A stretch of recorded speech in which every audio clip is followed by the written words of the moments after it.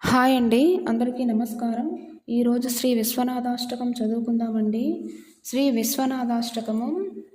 గంగాతరంగ రమణీయ జటాకలాపం గౌరీ నిరంతర విభూషిత వామభాగం నారాయణ ప్రియమనంగమదాపహారం వారాణసీపురపతిం భజ విశ్వనాథం వాచామగోచరమనేకగుణస్వరూపం వాగీశ విష్ణుసురసేవితపాదపీఠం వామేన విగ్రహవనేన కలత్రవంతం వారాణసీపురపతిం భజ విశ్వనాథం భూతాదిపం భుజగభూషణభూషితాంగం వ్యాఘ్రాజినాభరధరం జటిలం త్రినేత్రం పాశాంకుశాభయవరప్రదశూలపాణిం వారాణసీపురపతిం భజ విశ్వనాథం सीतां सुशोभितकिरीटविराजमानं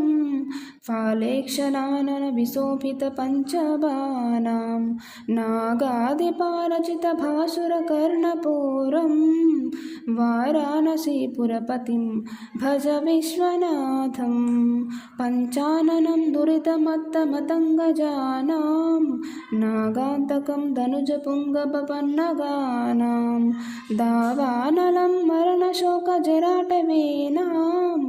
वाराणसीपुरपतिं भज विश्वनाथं तेजोमयं तगुणनिर्गुणमद्वितीयम् आनन्दकन्दमपि राजितमप्रमेयं नागात्मकं सकलनिष्कलमात्मरूपं वाराणसीपुरपतिं भज विश्वनाथं रागादिदोषरहितं स्वजनानुरागं वैराग्यशान्तिनिलयं गिरिजासहायं माधुर्यधैर्यसुभगं गरलाभिरामं वाराणसीपुरपतिं भज विश्वनाथम् आशां विहाय परिहृत्य परस्य निन्दां पापेरतिं च सुरिमार्यमनस्समाधौ आदाय हृत्कमलमध्यगतं परेशं वाराणसीपुरपतिं भज विश्वनाथं